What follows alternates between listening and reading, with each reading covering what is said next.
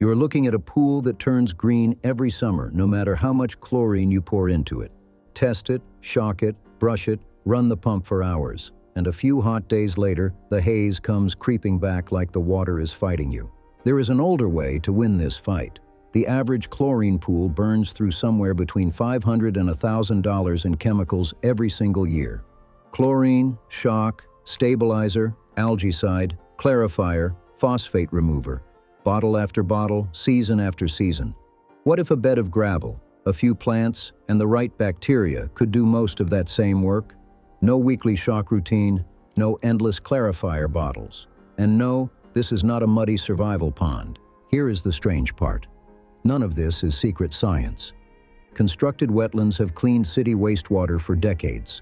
Koi keepers build gravel filters in a weekend. Across Europe, thousands of families swim in pools with no chlorine in them at all. The biology is proven, documented, and frankly boring to an engineer. So why does almost every pool owner who walks into a store get sent straight to the chemical aisle and never once hear the word biofilm? People online will even tell you this method is banned. They are almost right. And the almost is the entire story. So stay with me. The first time I stood next to a real swimming pond, I did not believe the water. It was clear enough to see the bottom. No chlorine sting, no blue chemical glow, no equipment pads stacked with plastic tanks and warning labels. Just moving water, a bed of gravel, and a shallow planted zone off to one side that looked more like a marsh than a filter. My first thought was that it had to be hiding something, a chlorine feeder buried under the deck somewhere. There wasn't one. So I started reading. Constructed wetlands, slow sand filters, aquaculture biofilters, koi pond bog beds, natural swimming pools in Germany and Austria, where this is a mature, regulated industry, not a fringe experiment. The same idea kept showing up in every one of them. The water was not being sterilized. It was being balanced. Nothing was killing the algae. Something was quietly starving it. That distinction sounds small. It isn't. Once you see it, you cannot look at a bag of pool shock the same way again. So how does water clean itself without a single chemical? Start with the algae. Algae are not really the problem. They are a symptom. They bloom when three things line up at once: sunlight, warm water, and food. And the food is dissolved nutrients, mostly nitrogen and phosphorus, leaking in from leaves, sweat, sunscreen, pollen, and rain. A chlorine pool ignores the food and attacks the symptom, trying to kill every living thing in the water, over and over. A wetland filter does the opposite. It goes after the food. Pool water is pumped slowly into a bed of gravel planted with reeds, rushes, or irises. As it moves through, two things happen. First, the plants pull nutrients out of the water to grow. Every gram of nitrogen locked into a leaf is a gram the algae never gets. Second, and this is the part almost nobody explains, the real work happens on the surface of the gravel. Every pebble gets coated in a living film of bacteria called biofilm.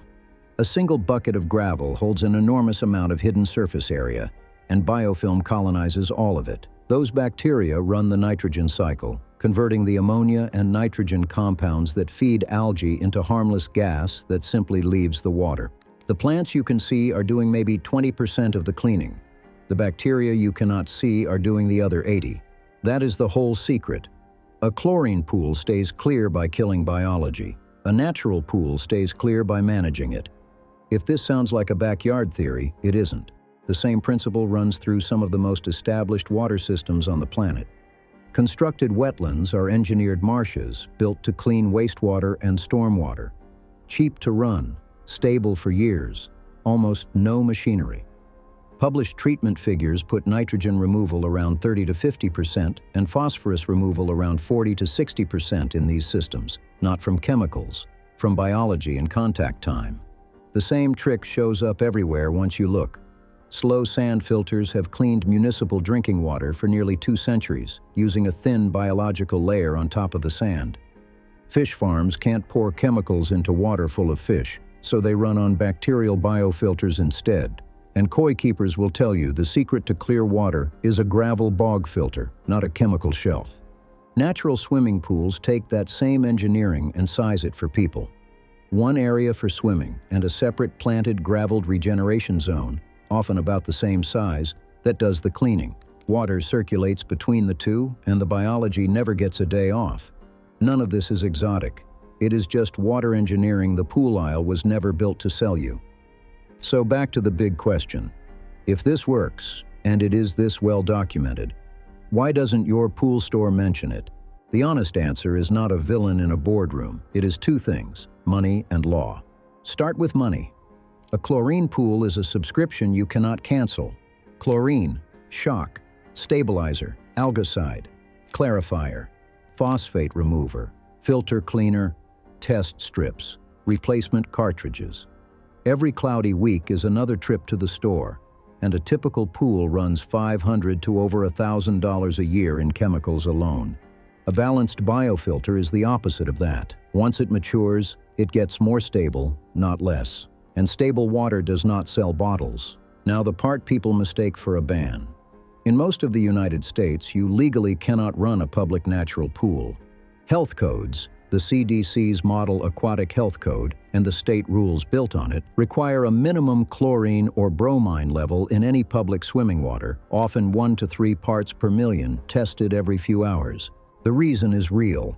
Chlorine-tolerant bugs like Cryptosporidium can move through a crowded public pool fast, and a purely biological system does not hold that residual, so it cannot meet the code. That is where the banned rumor comes from. It is not banned.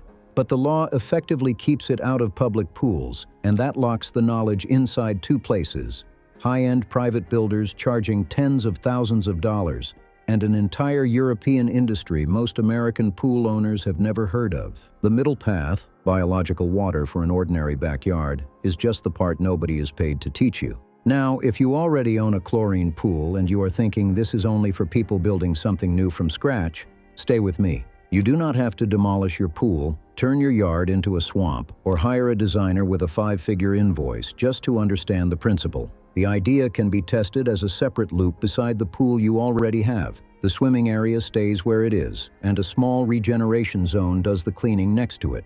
Here is what the system actually looks like. You build a separate bed next to the pool, a stock tank, a lined box, or a buried basin. Inside goes a deep layer of washed gravel. And washed matters. The dust will cloud your water for weeks if you skip it. A pump pushes pool water slowly into the bottom of that bed through a slotted pipe.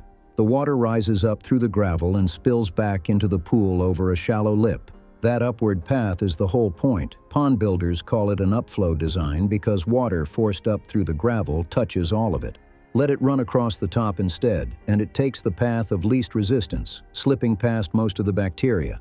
On top, you plant reeds, rushes, irises, anything that thrives with its roots underwater. The roots add structure and oxygen. The gravel holds the biofilm. The biofilm does the work. Then there is flow rate, and this is where most people fail. Too fast, and it is a decorative waterfall. Biology never gets time to feed. Too slow, and the bed goes stagnant and starts to smell. Pond builders use a simple test. Tune the flow until the surface barely ripples. Before you modify any pool, check your local codes and electrical rules, and know that swimming water still has to be tested for pH, for balance, for safety. A natural pool is not dirty water, but clear water alone is never proof that water is safe to swim in. Here is the detail almost nobody tells you, and it decides whether your system works or fails. A biofilter does not work the day you build it. For the first few weeks, the water can actually look worse before it looks better. Cloudy, unsettled, sometimes a little green. And this is exactly where people quit. They build something that looks like a wetland, run it for a few days, see no miracle, and decide it is broken. It is not broken. It is starting up. That haze is the system coming alive. Gravel dust settling. The first bacterial colonies taking hold. Give it a few weeks and the surfaces fill with biofilm. The bacteria multiply, the plants root in, and the water clears. Not because you added something, but because a living filter finally woke up. And don't scrub it clean in that window. You'd be wiping out the exact thing you're trying to grow. And now the honest truth about that title. A wetland filter does not actually replace your pump. It can't. It needs a pump to move water through the gravel, slowly. What it replaces is the pump's old job. In a chlorine pool, your pump and filter fight biology non-stop, propped up by a shelf of chemicals. In a natural system, that same pump stops fighting and starts feeding, circulating water through a filter that works with life instead of against it. A chemical pool gives you an instant reaction in a bottle.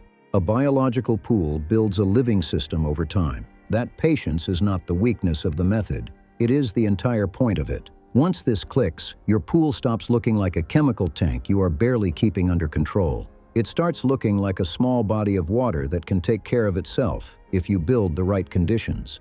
That shift matters more than it sounds. The modern pool industry trained homeowners to see water as a constant emergency. Too little chlorine, too much sun, wrong pH, too many leaves. And the answer is always the same. Another product, another bottle, another trip to the store. Water as a problem you rent the solution to forever. Biology starts somewhere completely different. Water can become stable when the conditions are right. Not abandoned, not dirty, not primitive, managed. That does not mean every pool should dump its chlorine tomorrow. For a lot of people in a lot of climates, that would not be safe or even legal. But it does mean you deserve to understand the alternative before you spend another season treating symptoms you were never taught the cause of. Because the fix was never a stronger chemical, it was understanding the water in the first place.